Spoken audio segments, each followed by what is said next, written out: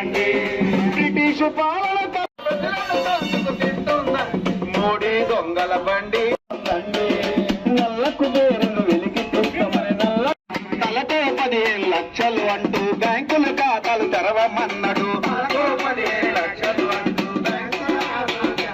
బండి యమతూరు మీద ఉందండి. మోడీ దొంగల బండి యమతూరు మీద ఉందండి.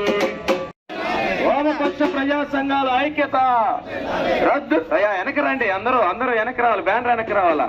రేపే సిఏఏను వెంటనే రద్దు చేయాలి. ప్రజల మధ్య మత చిచ్చు రేపే సిఏఏను వెంటనే రద్దు చేయాలి.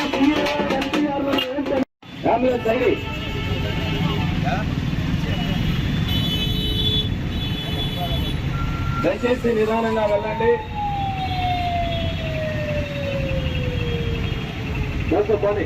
చూసేలే మన భారతదేశ లౌకిక స్వభావాన్ని భిన్నంగా బీజేపీ ప్రభుత్వం మత ప్రాతిపదికన పౌరసత్వం ఇచ్చే విధంగా చట్టాన్ని 2019లో చేసింది. ఆ చట్టానికి వ్యతిరేకంగా దేశవ్యాప్తంగా సాగిన మహోద్యమం ఫలితంగా తాత్కాలికంగా దాని యొక్క అమలుని వెనక్కి పుట్టింది. ఇప్పుడు తాజాగా ఎన్నికల జరిగిన తరుణంలో తిరిగి ఆ చట్టాన్ని తీసుకువచ్చి అమలు చేస్తానని చెప్పేసి బీజేపీ ప్రభుత్వం పుణుకుంటుంది. బీజేపీ పార్టీ బడా పారిశ్రామికవేత్తల నుంచి ఎన్నికల బాండ్ల రూపంలో కోట్లాది రూపాయలు క్విట్ ప్రోకో కింద వసూలు చేసి ఆ వసూలు చేసేంటే ఆ దొంగ డబ్బు ఏ విధంగా బీజేపీ సంపాదించిందనేది ప్రజలకి తెలియజేసే సమయంలో ఈ యొక్క విధానాన్ని ముందుకు తీసుకొచ్చి మేము పౌరసత్వ చట్ట సవరణని అమలు చేస్తామని చెప్పి తీసుకొచ్చారు. ఇది ఖచ్చితంగా ప్రతి ఒక్కరూ కూడా వ్యతిరేకించాల్సిన అంశం. భారతదేశ వ్యాప్తంగా లౌకికతత్వానికి ఈరోజు బీజేపీ తూట్లు పడుస్తున్న విధానానికి వ్యతిరేకంగా పెద్ద నిరసన కార్యక్రమాలు సాగుతున్నాయి. ఈ నిరసన కార్యక్రమంలో భాగంగా ఇవాళ నెల్లూరులో ఇక్కడ వామపక్షాలు, కాంగ్రెస్ పార్టీ, పౌర సంఘాలు, అలాగే అనేక మైనార్టీ సంఘాలు అందరూ కూడా కలిసి ఈ యొక్క ఆందోళన కార్యక్రమంలో భాగస్వాములు అవుతున్నాం. ప్రభుత్వం ఇప్పటికైనా స్పందించి మత ప్రాతిపదికన పౌరసత్వం ఇచ్చేటువంటి ఈ యొక్క విధానాన్ని వెంటనే ఆపు చేయాల్సిందిగా డిమాండ్ చేస్తున్నాం. దేశంలో బీజేపీ మోడీ ప్రభుత్వం ఈరోజు ఎన్నికలు రాబోతుంటే పౌరసత్వ బిల్లుని, సవరణ బిల్లును మళ్ళీ ముందుకు తీసుకొచ్చారు. గతంలో 2019 డిసెంబర్ 11న ప్రతిపక్ష పార్టీలన్నీ వ్యతిరేకించిన బీజేపీ మూజువాణితో దాన్ని ఆమోదింపజేసింది. అందువల్ల దేశవ్యాప్తంగా వచ్చిన ఉద్యమాన్ని వెనక్కిపోవటం జరిగింది. ఈరోజు మళ్ళీ ఆ బిల్లును తీసుకురావటం, మత విభజనను తీసుకొని వచ్చేదానికి ఈరోజు పాకిస్తాన్ కానీ, బంగ్లాదేశ్ కానీ, ఆఫ్ఘనిస్తాన్ నుంచి వచ్చేటువంటి అన్ని రకాల మైనార్టీలు కాకుండా కొరవ ఉండేటువంటి వాళ్ళందరూ కూడా పౌరసత్వ బిల్లు ఇస్తాననేటువంటి బీజేపీ ప్రకటించింది. పక్కన ఉండేటువంటి తమిళనాడులో కానీ, లేదా భూటాన్ కానీ, నేపాల్ నుంచి వచ్చేటువంటి హిందువులకు కూడా ఆ ప్రకటన చేయలేదు. అంటే ఈరోజు మత విభజనను తీసుకొని వచ్చేదానికి ప్రధానంగా మైనార్టీని టార్గెట్ చేస్తున్నటువంటి బీజేపీ ప్రభుత్వం ఓ పక్క రైతులు ఆందోళన చేస్తున్నారు, ఓ పక్క ధరలు పెరుగుతున్నాయి. ఇవన్నీ డైవర్ట్ చేసేదానికి ఈరోజు ఈ బిల్లును ముందుకు తీసుకొచ్చారు. అందువల్ల ఈ బిల్లును వెనక్కి తీసుకునేదాకా వామపక్ష పార్టీలు కలిసి వచ్చేటువంటి మైనార్టీ సంఘాలు, ఇతర కాంగ్రెస్ పార్టీ, వామపక్షాలన్నీ కలిసి రాబో కాలంలో పెద్ద ఎత్తున ఆందోళన చేసి బిల్లు వెనక్కిపోయేదా పోరాడతామని ఈ సందర్భంగా తెలియజేస్తున్నారు.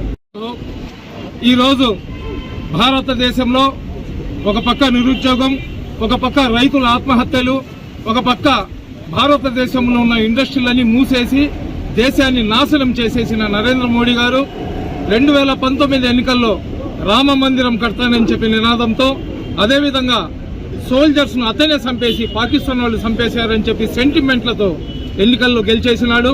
2024లో జరిగే ఎన్నికల్లో అతని దగ్గర ఎటువంటి మెటీరియల్ లేదు. విదేశాల నుంచి డబ్బులు తెస్తానన్నాడు, ఆ డబ్బులు తెచ్చి ఆయన ఇంట్లో పెట్టుకున్నాడు. కానీ ఈ ఎన్నికలు వెళ్ళాలంటే ఏదో ఒక బలమైన మత విశ్వాసాలతో కూడిన ఒక టెన్షన్ క్రియేట్ చేయాలనే ఒక ఆలోచనతో సిఏఏను తీసుకుని వచ్చినారు. 2019లో వాళ్ళు ఏదైతే మాట చెప్పినారో ఆ మాటకు అనుగుణంగా ముస్లింలను ద్వితీయ శ్రేణి పౌరుల్లాగా చేయడానికి చేస్తున్న కుట్ర ఇది. పెద్దలు చెప్పినట్లు పాకిస్తాన్, ఆఫ్ఘనిస్తాన్, బంగ్లాదేశ్ లో ఉన్న మైనార్టీలు కాకుండా మిగతా కులాలకు చెందిన వ్యక్తులకు పౌరసత్వం ఇస్తామంటున్నారు. అదే శ్రీలంకలో ఉన్న తమిళుల గురించి మాట్లాడలేదు. నేపాల్లో ఉన్న ప్రపంచ దేశాల్లో హిందూ దేశం ఏదైనా ఉందంటే అది నేపాల్. అటువంటి నేపాల్కి చెందిన వ్యక్తులకు కూడా పౌరసత్వం ఇవ్వాలంటున్నారు. కేవలం ఇక్కడ ముస్లింలను రెచ్చగొట్టి ముస్లింలు ఏదైనా రియాక్షన్ చేస్తే ఆ రియాక్షన్ ను హిందువుల్లో చూపించి ఆ ఓట్లను పోలరైజేషన్ చేయడానికి వాళ్ళు చేస్తున్న కుట్ర ఇది.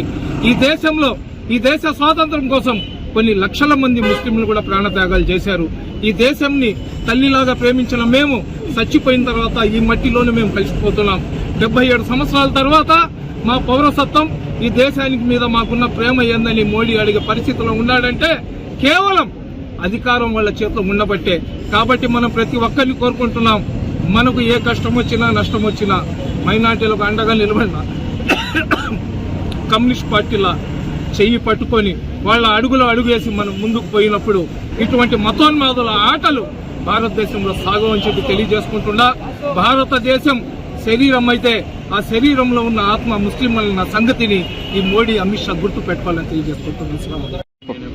నా పేరు సయ్యద్ సిరాజ్, సిపిఐ నెల్లూరు నగర సహాయ కార్యదర్శి మాట్లాడుతున్నా. ఏదైతే బీజేపీ అధికారంలో వచ్చిన తర్వాత ఈ దేశాన్ని 50 ఏళ్ల పాటు మేము పరిపాలిస్తున్నామని చెప్పేసి చెప్పడం జరిగింది. దానికి అనుగుణంగానే ఒక పథకం ప్రకారం వాళ్ళ గెలుపు కోసం పుల్వామా దాడిని నిర్వహించారు. దాని తర్వాత రామ మందిరం అని చెప్పేసి తెరపైకి తీసుకొచ్చారు. ఇప్పుడు 2024 ఎన్నికలు వస్తున్నాయి కాబట్టి మళ్ళీ గెలవాలని చెప్పేసి ఉద్దేశంతో సిఏ అని చెప్పేసి ఒక నల్ల చట్టాన్ని ప్రజలకి తీసుకొచ్చారు. అంటే డైవర్షన్ చేయాలి. హిందువులు వేరు, ముస్లింలు వేరు. మెజారిటీ ఉన్నటువంటి హిందువుల యొక్క ఓట్లను కొల్లగొట్టే విధంగా వీళ్ళ యొక్క పరిపాలన కొనసాగించే విధంగా ఉండాలనే ఆలోచనతో ముస్లింని డైవర్షన్ చేసి సిఏ అని చెప్పేసి నల్ల చట్టాన్ని ఒకటి ప్రవేశపెట్టడం జరిగింది.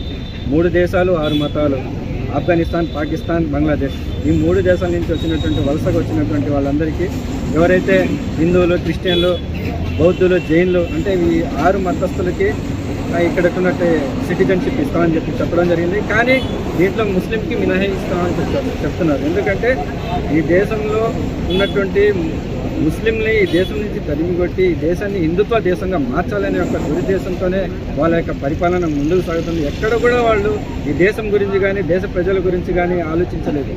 దేశ అభివృద్ధి గురించి అయితే అస్సలు శూన్యం.